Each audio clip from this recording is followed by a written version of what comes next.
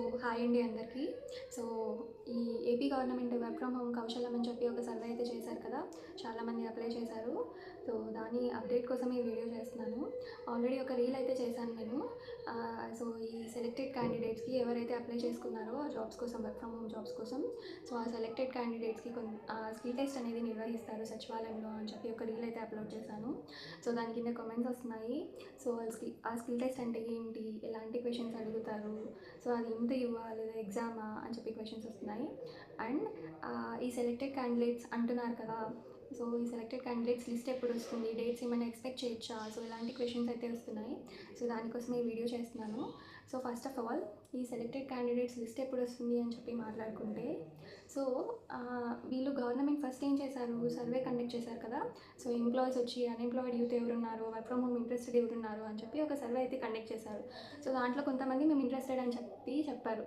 So, ఈ సచివాలయంలో ఒక యాప్ ఇచ్చి అందులో ఇంట్రెస్టెడ్ ఉన్న వాళ్ళ నేమ్స్ వచ్చాయి. వీళ్ళ డేటా కలెక్ట్ చేయండి అని చెప్పి. సో, ఆ తర్వాత గవర్నమెంట్ ఓకే, ఇంట్రెస్టెడ్ ఉన్న వాళ్ళు చాలామంది ఉన్నారు అని చెప్పి, సో, వాళ్ళకి వాళ్ళే మీరే అప్లై చేసుకోండి, వీళ్ళు మాత్రమే కాకుండా అని చెప్పి, సో, లింక్ ఇచ్చి చాలామంది అప్లై చేసుకునేలాగా చేశారు. సో, ఇప్పుడు ఏం జరుగుతుందంటే, ఈ ఎంప్లాయీస్ లాగిన్స్‌లో కొన్ని నేమ్స్ వచ్చాయి. వీళ్ళు ఇంట్రెస్టెడ్ ఉన్నారు అని చెప్పి చెప్పాను కదా!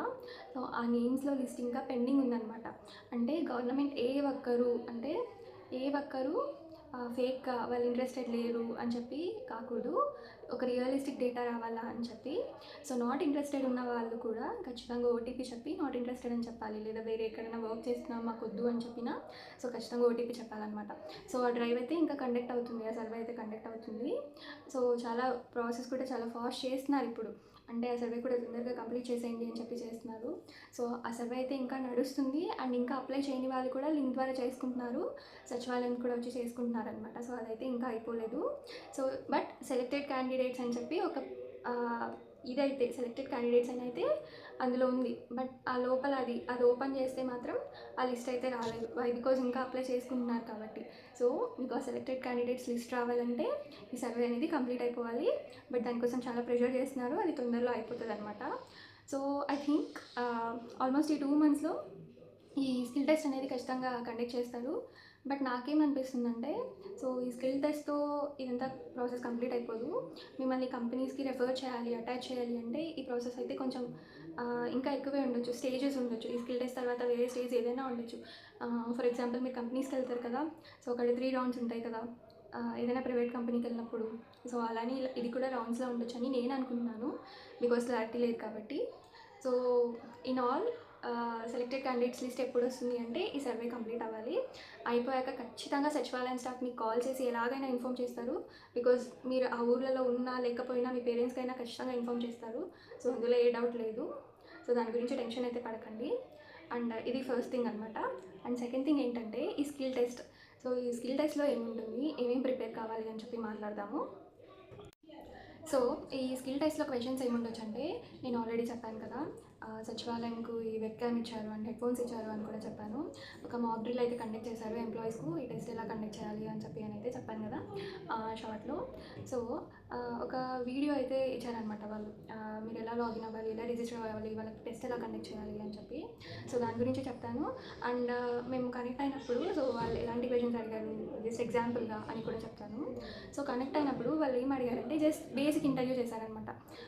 ఇంటర్వ్యూ అంటే ఎలాంటి క్వెషన్స్ ఉంటాయి అంటే ఏం అడిగారంటే, ఫర్ ఎగ్జాంపుల్ మేము కనెక్ట్ అయినప్పుడు ఎలాంటి క్వెషన్స్ అడిగారంటే, మీరు కంపెనీలో జాయిన్ అయ్యాక ఈ లంచ్ అయిపోయాక ఆ టైంని ఎలా స్పెండ్ చేస్తారు అని చెప్పి అడిగారు. ఇంకో క్వెషన్ తీసుకుంటే, మీరు వర్క్ ప్రెషర్ని ఎలా హ్యాండిల్ చేస్తారు అని చెప్పి అడిగారు. అండ్ ఇంకో క్వెషన్ తీసుకుంటే, ఈ ఈ వర్క్ ఫ్రమ్ హోమ్ జాబ్స్ అంటున్నాం కదా! సో, మీకు 9 to 5 ఈ ఆఫీస్ టైంలోనే జాబ్ చేస్తారా? లేదా ఒకవేళ వర్క్ హవర్స్ వేరీ అయితే ఈ నైట్ షిఫ్ట్స్ కానీ, లేదా మార్నింగ్ టు ఆఫ్టర్నూన్ కానీ, ఎర్లీ మార్నింగ్ టు ఆఫ్టర్నూన్ కానీ, సో, ఇలాంటి వాటైనా మీరు ఇంట్రెస్టెడా అని చెప్పి వీటి గురించి ఒక 45 సెకండ్స్ కానీ, 1 మినిట్ కానీ మాట్లాడమంటారంట. మాట్లాడు అని చెప్పి అంటారనమాట. ఇప్పుడు చెప్పాను కదా నేను, ఈ స్ట్రెస్ ఎలా హ్యాండిల్ చేస్తారు అండ్ మీ స్పెసిఫిక్ బ్యాక్‌గ్రౌండ్ ఏంటి, దాని గురించి చెప్పండి. సో, ఇలాంటి క్వెషన్స్ అనమాట. ఒక 1 మినిట్ మాట్లాడండి అని చెప్పి అడిగారనమాట. సో, మాక్ డ్రిల్‌లో అయితే ఇది కండక్ట్ చేశారు. అందుకే వెబ్ క్యామ్స్ కూడా ఇచ్చారు మీరు మాట్లాడాలని చెప్పి. జస్ట్ బేసిక్ క్వెషన్స్, అంత స్పెసిఫిక్ అయితే కాదు. బేసిక్ క్వెషన్స్ అనమాట. సో కానీ జస్ట్ మాక్ డ్రిల్‌లో అయితే ఈ క్వెషన్స్ మాత్రమే అడిగారు. జస్ట్ టు టెస్ట్ ఆ వెబ్ క్యామ్స్ కరెక్ట్‌గా వర్క్ అవుతున్నాయా? సో ఆ క్వెషన్స్‌కి ఆన్సర్ ఇస్తున్నారా అని చెప్పి జస్ట్ అవి అడిగారు. బట్ నేను ఒక ట్రైనింగ్ వీడియో ఇలా రిజిస్టర్ అవ్వండి అని చెప్పి ఇచ్చారు అని చెప్పాను కదా! సో అందులో కొన్ని క్వెషన్స్ కూడా ఉన్నాయి. ఈ ఎంసీక్యూస్ లాగా మీరు ఆన్సర్ చేసేకి.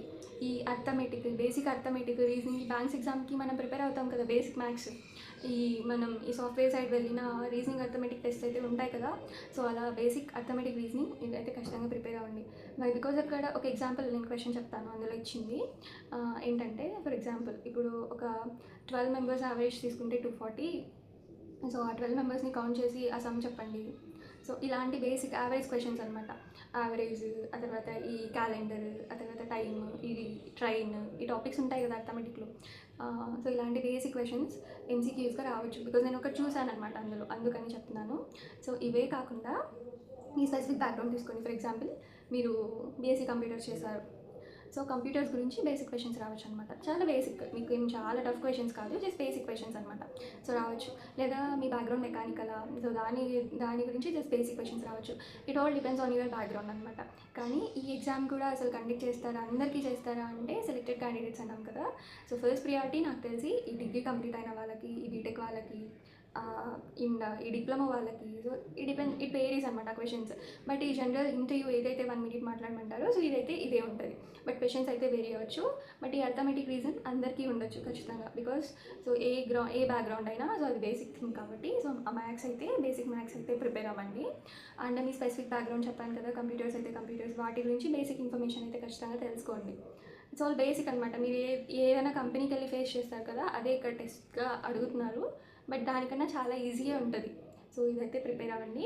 ఇంకా ఏమైనా అప్డేట్స్ వచ్చినా, సో ఏమైనా సచివాలయంలో ప్రాసెస్ జరిగినా నేను ఖచ్చితంగా వీడియో చేస్తాను ఈ కౌశలం వర్క్ ఫ్రమ్ హోమ్ గురించి. సో ప్రస్తుతానికి క్లారిటీ అయితే ఏదీ లేదు. నేను జస్ట్ ఒక హింట్ ఇచ్చాను మీకు, అంటే మాకు చేసిన ట్రయల్ ప్రకారం మీకు హింట్ ఇచ్చాను. దీన్ని ఇలా ప్రిపేర్ అవ్వండి అండ్ వీటి ప్రిపేర్ అవ్వండి అని చెప్పి. బికాజ్ ఏమీ ఐడియా లేకుండా మీరు కూడా ఏది ప్రిపేర్ అవ్వలేరు కాబట్టి ఈ హింట్ ఇచ్చాను. సో ఈ వీడియో మీకు నిజంగా ఇన్ఫర్మేటివ్ అనిపిస్తే ఖచ్చితంగా లైక్ చేసి నన్ను సబ్స్క్రైబ్ చేయండి. సో ఖచ్చితంగా ఏదైనా అప్డేట్స్ వస్తే ఇన్ఫర్మేషన్ ఇస్తాను. Thank you.